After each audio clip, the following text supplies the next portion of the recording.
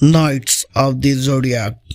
कहानी की शुरुआत में हमें दिखाया जाता है कि पहले देवता धरती पर इंसानों पर बहुत जुल्म किया करते थे और तभी जंग की देवता का जन्म होता है इंसानी रूप में। थोड़े उसे मारने की कोशिश कर रहे थे और थोड़े उसे बचाने की, क्योंकि अथेना पूरी धरती को ख़त्म करने की ताकत रखती थी। उस बच्ची को उसके पिता औरों से बचाना चाहते थे जो उसे मारना चाहते थे, और तभी लड़ते हुए वो एक आइलैंड पर गिर जाते हैं और वहाँ से शुरुआत होती है अथेना के रक्षक को ढूंढने की। और तभी हमें उस लड़के को दिखाया जाता है जो अपने पुराने ख्यालों में खोया हुआ रहता है, जिसमें वो अपनी बहन को देखता है जो उसको लड़ना सिखाती थी। और वो एक दिन उस शक्तिशाली लॉकेट को पकड़ लेता है जिसमें से एक ऊर्जा एक्टिवेट हो जाती है, और वह अथेना की माँ गोराड को जो उसे मारना चाहती थी उसको पता चल जाता है और वो उसको अपने साथ ले जाती है।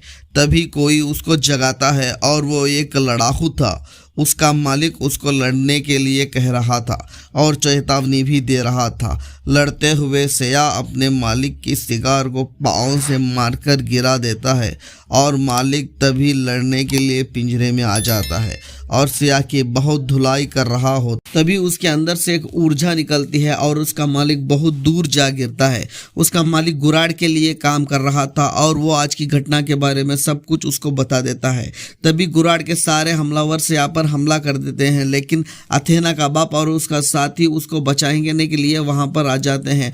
बहुत सारी लड़ाई होने के बाद वो अपने साथ सया को बचाकर ले जाते हैं और जहाँ वहाँ पे पहुँचने के बाद बहुत सारी बहस होती है और सयाना वहाँ पर आने के बाद उसको टीज करने लगती है। और वहीं पर आलमन जो शक्तिशाली लॉकेट है जो उसकी बहन का था वो दे देता और लड़ना सीखने के लिए मेराइन के पास भेज देता है, जो वहाँ पे वो नाइट बनना सीख सकता है।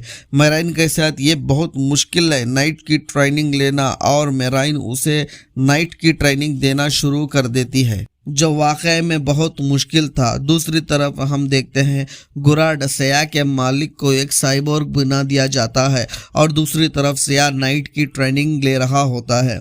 सयाना के अंदर अथेना की शक्ति हर दिन बेकाबू हो रही थी।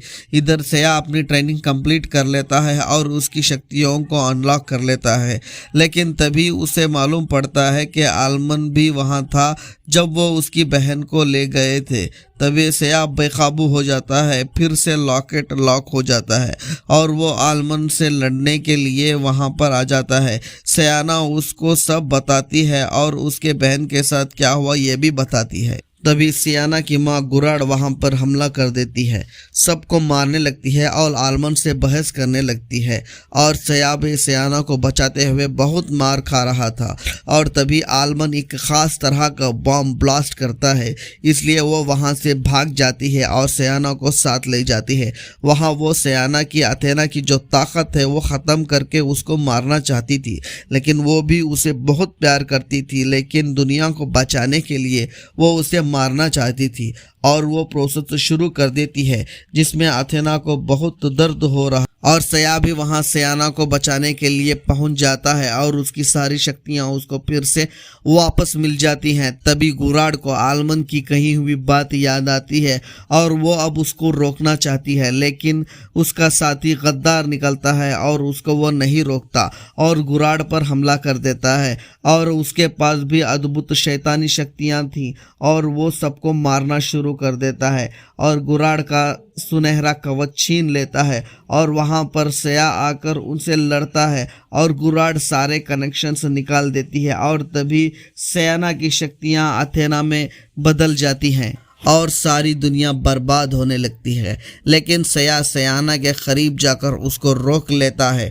और यहाँ पे दोस्तों ये फिल्म जो है ख़त्म होती है। ये एक्सप्लेनेशन आपको कैसे लगी कमेंट करके ज़रूर बताइएगा, और आपको नेक्स्ट कौन सा एक्सप्लेनेशन चाहिए ये भी ज़रूर बताइएगा दोस्तों। और ऐसे ही इंटरेस्टिंग एक्सप्लेनेशंस के लिए हमारे चैनल को ज़रूर सब्सक्राइब कीजिएगा।